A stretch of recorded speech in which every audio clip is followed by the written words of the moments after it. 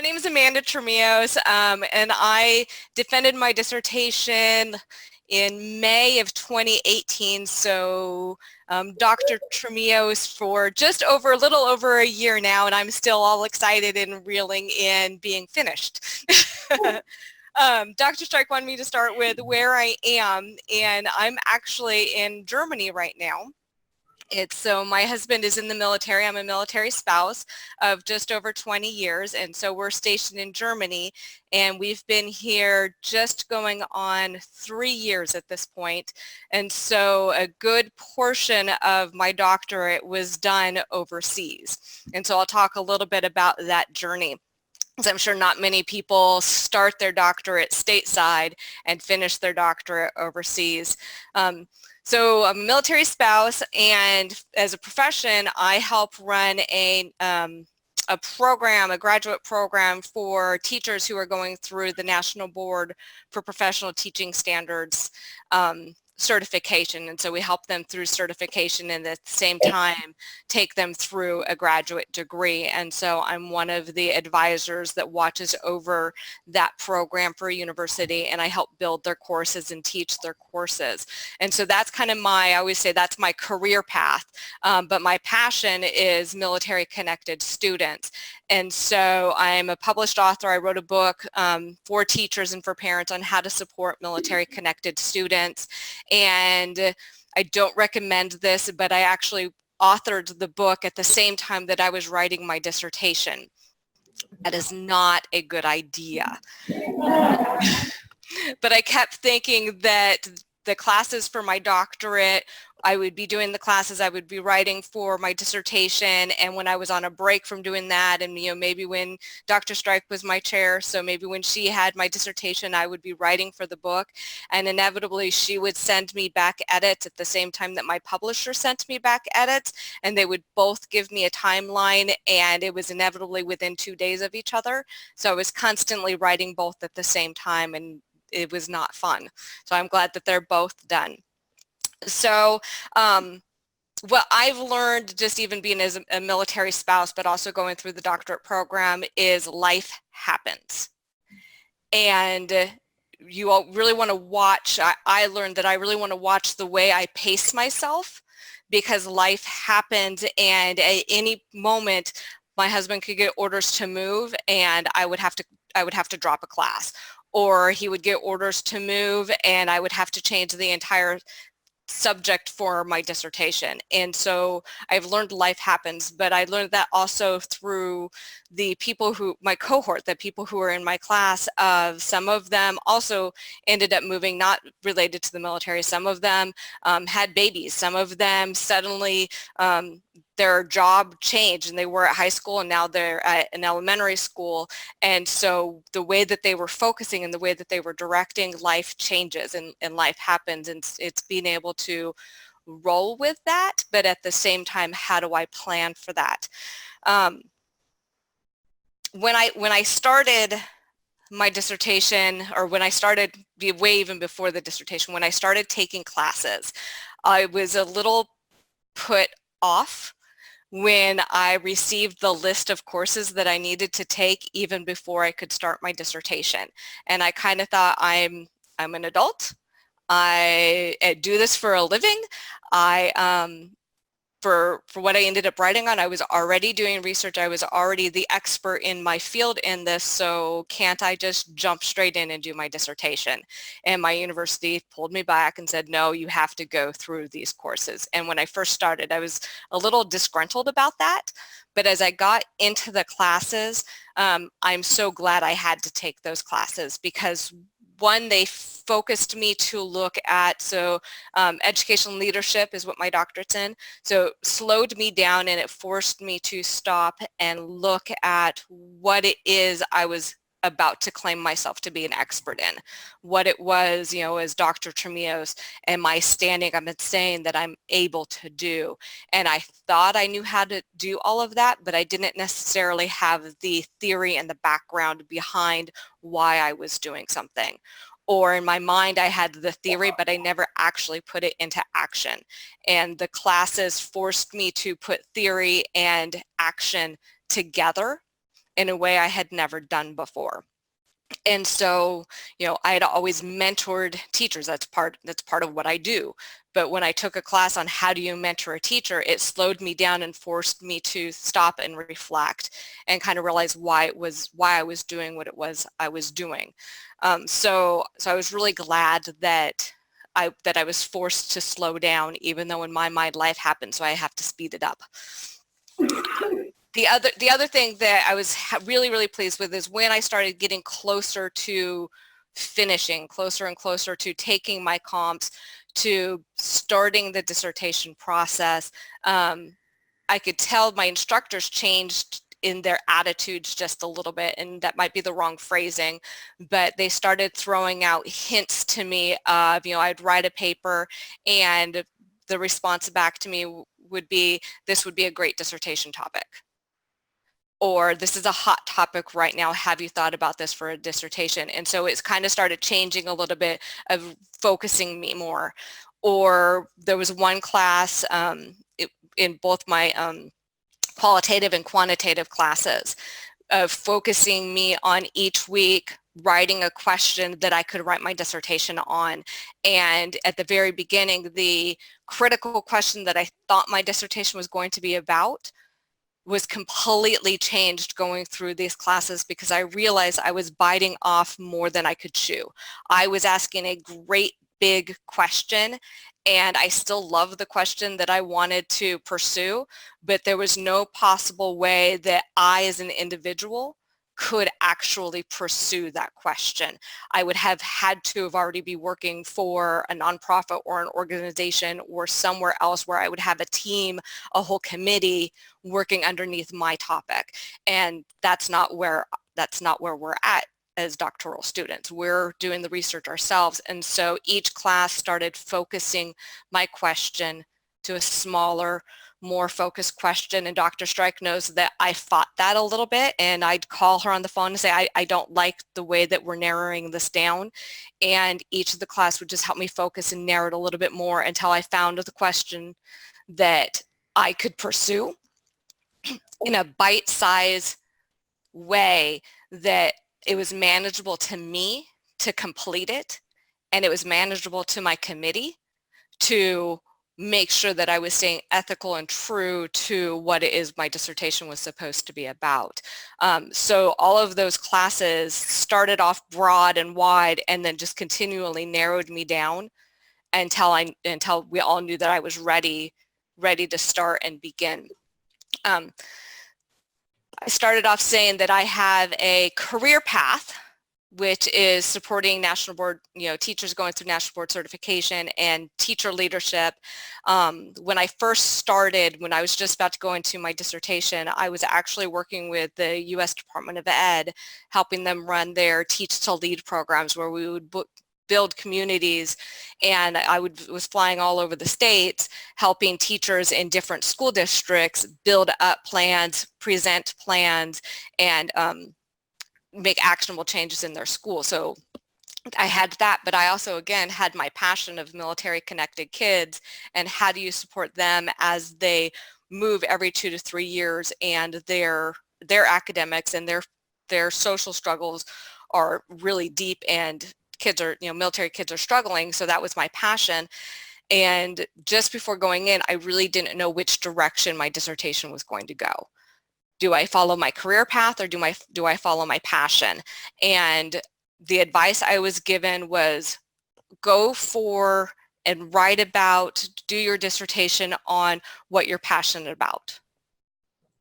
Is pick the subject, pick the question of what you're passionate about, because you are going to be deep, neck deep into that topic for a long, long, long time. And I didn't really understand that, but it's true, because you're going to play with it for a little bit, you're going to pick, and you're going to narrow down your topic, and then you're going to do the research on it, and then the data collection, and then they're reviewing the data collection, and each time you hand it back to your committee, they have you change it a little bit, and you work on it, and you massage it, and then you submit it, and then you still have to defend it, and then, oh my gosh, after you defend it and I become Dr. Trimillos, then you still keep getting edits, little edits of, change this word, you misspelled this word, so that way when it's ready for publication, to go up in ProQuest or wherever the university is publicizing it, that there's no errors. And so I was working with my dissertation, the final product of my dissertation, for a good 6 to 8 months after I was Dr. Trimillos. And so when you're told, make sure you're choosing something that you're passionate about, it's because you really are working on it for a long time. And then if you can continue, you then want to publish it, write articles, peer-reviewed articles on it. And so it really becomes a baseline of who you can be. And so I had to decide, do I follow teacher leadership and teach to lead and working with Department of Ed, or do I follow the military student path, my career or my passion? And my husband ended up making that decision really easy for me, because just as I had decided to work with the U.S. Department of Ed, we received orders to move to Germany. And U.S. Department of Ed called me and said, we can't allow you to use any of our data for your dissertation because you're out of country, and I would no longer be living in D.C. And so they pulled all of my stuff. They pulled my ethics. They pulled everything away from me, saying that they would not grant me access to any of the data. And so the career path dissertation was removed from me being able to even do it. And so I was left with, I have to follow my passion, which I'm really glad I did. The challenge that came for me is when I moved, I had no network in Germany. So how do you do interviews? How do you work with schools when I'm brand new to the area? And so that took a really long time. I probably added 2 or 3 months of just building up that network, because I couldn't call friends or I couldn't call colleagues and say, this is what my dissertation's on. So, but it worked, and I have it. So if I have any advice for anybody out there, my first advice would be definitely pick your passion. Is, as you're going into the dissertation, figure out what you're passionate about and use this time between now and comps, or between now when you do start the dissertation process, to play around to figure out, well, what really is your passion? And when you think you have the big subject of your passion, start narrowing it down, because you're not going to write big. You'll write small. You're going to answer very, very tight questions. And so what question is it that you really, really want to focus on? My question ended up being, what's the professional development of teachers working with military connected students? How are the teachers being trained to work with a military connected student population? And then I was able to narrow it down even further than that. But when I started, I just wanted to talk about military kids. And I had to narrow it down. Well, what about the students? And I learned from my classes, I couldn't even talk about the students. I couldn't even research the students because they're a protected group. So that automatically changed going through my ethics classes. That automatically changed where my dissertation was going to go. I couldn't focus on the students, but I could focus on the teachers. So what was their professional development to help the teachers?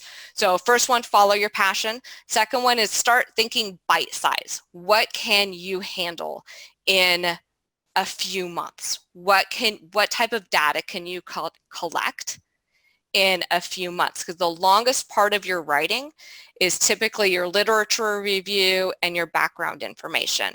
But once you get approval to go ahead and do your data collection, that can go really quick. And so when I started collecting data, I think in January, February, I was thinking I still needed a whole nother year to finish. And I was told 3 months. You should be able to defend in 3 months. And I thought, I have data collection. I still have to write it up. I still have to analyze it. And you're going to have me defending in 3 months? It was 4 months. And I was done within 4 months of starting my data collection. And so that really blew my mind that it went that fast, but it was because it was a bite-size data collection. I wasn't trying to get this much information. I was focused on what I was collecting, because all we're trying to do is show that we know what we're doing. And then after we have the title, then we can start going bigger and expanding out and working with teams and working with organizations to get that bigger research if that's what we want to do. What else? Committee selection. When you're ready to pick a committee, I'll tell you how I picked my committee.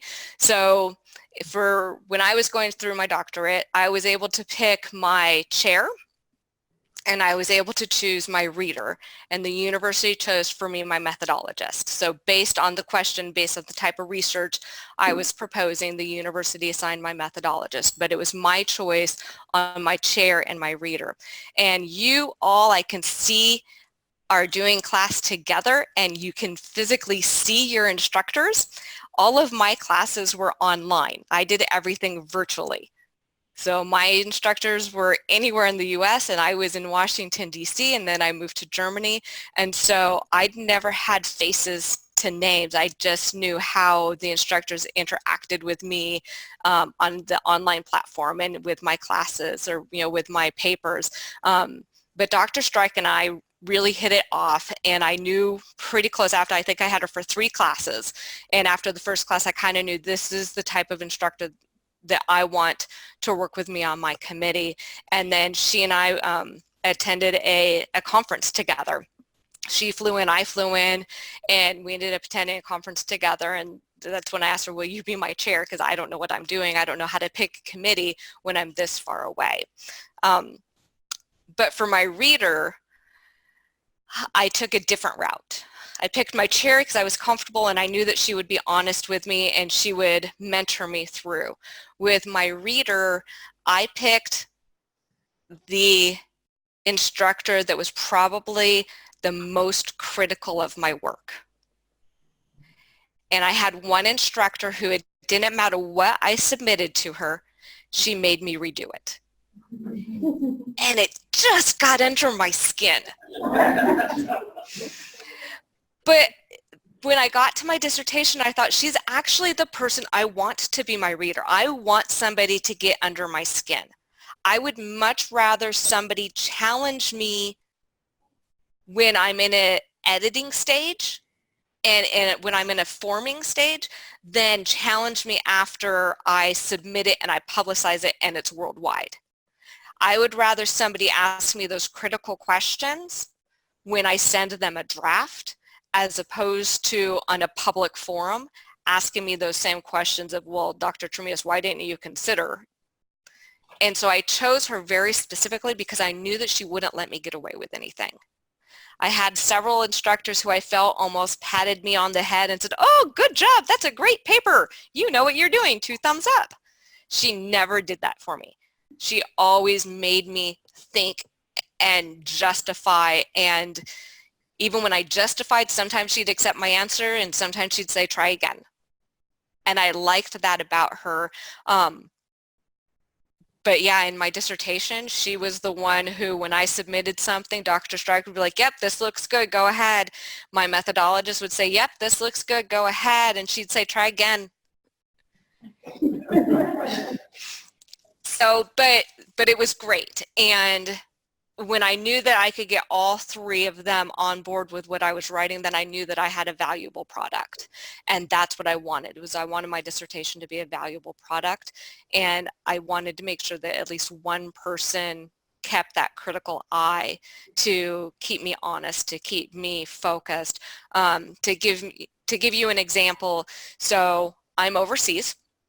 I'm working with teachers who all work with military connected, with military students. And she asked me, well, what type of teachers are you going to invite for data collection? And my response was, well, any teacher, they all work with military kids. And everybody on the committee said, no, narrow it down. You can't interview everybody who works with kids, narrow it down. So I narrowed it down, and she goes, well, Amanda, I've lived overseas before. And I know when you have teachers overseas, you have teachers who have their stateside teaching credential, but you also have teachers who are credentialed in Germany. are you inviting both types of teachers to come teach? And my first thought was, of course, they're working with kids. And she explained to me that by also inviting teachers who earned their teaching credential in Germany, so they don't have an American teaching license. They have a German one, but they're still working with the American kids. By including that population, it would open up my dissertation so big that I would have to be able to then explain the two different types of courses that all of those teachers had to go through and the different backgrounds that all of those teachers go through. So if you narrow it down and just do this group and not everybody, you're then having a bite-size dissertation. And it was those types of critical things that she knew about what it was I was doing that allowed me to focus and for me to go, okay, I want to include them, but what you're suggesting to me makes sense. And I need to keep this bite size. I need to keep this something that's manageable for me and still holding up to the worthiness of the degree. So that's how I picked my committee. The person that the instructor that I really got along with well, and we had a good rapport with each other, and the instructor that just challenged me to bits. My final advice is something that I have not followed myself, and Dr. Strike, I do expect an email within the next couple of days correcting me on this. I have not yet published in a peer review article in a peer review magazine. And everything I read is you put all of this work into your dissertation, get it published. And I thought I was going to do that. And I sit down at my computer and I take this huge dissertation and I try to scrunch it down to 20 pages in order to submit it to a peer review journal. And I get it down to about 40 pages and I take a deep breath and I walk away and I say, I'll try it again tomorrow. And it's now been 12, 14 months since I was deemed Dr. Trimillos, and I still haven't published in a peer-reviewed journal. And I would say that's probably one of the critical mistakes that I've made is the data was fresh a year ago. It's not as fresh today. And the longer I wait to submit, the less fresh my data becomes, and the more opportunity I give somebody else to jump in and submit something similar. I don't know if there's anybody out there who did a dissertation on what similar to what I did, but I've left the door open for over a year for somebody to take that publication away from me. And that's something I wish I had done. And part of my challenge is just struggling, how do I take something so big and crunching it down? And the honest challenge is, I just don't want to. It's a lot of work because you can't just delete out 100 pages and be left with 20 to submit. You have to do the rewrite so those 20 pages are fresh and written specifically for a journal. And that's probably been, since earning my doctorate, the one thing that I keep pushing myself that I need to get done, and I haven't. So take the advice that I didn't take, is when everything's still fresh and when you're still in the mood to writing and when you're still actively doing that, work on taking your big dissertation and blocking it down. So I'm told you should be able to get 3 to 4 to 5 peer review articles off of one dissertation. And get those written out, get those submitted as soon as you're done with your dissertation, so that way you can claim what you've done, because it's important to claim what you've done. So where am I now? I'm in Germany. I'm still doing the exact same thing that I was doing prior to starting all of my doctoral work. My husband is retiring in 6 months, and he said it's my turn.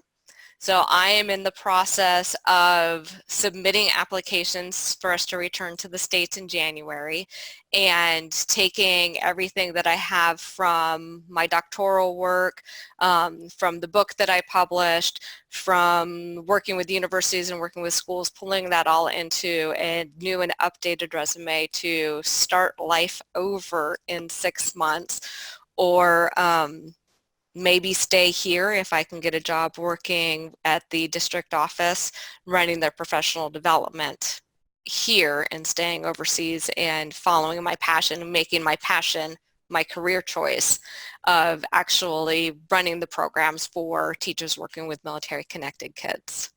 And so that's where I'm at.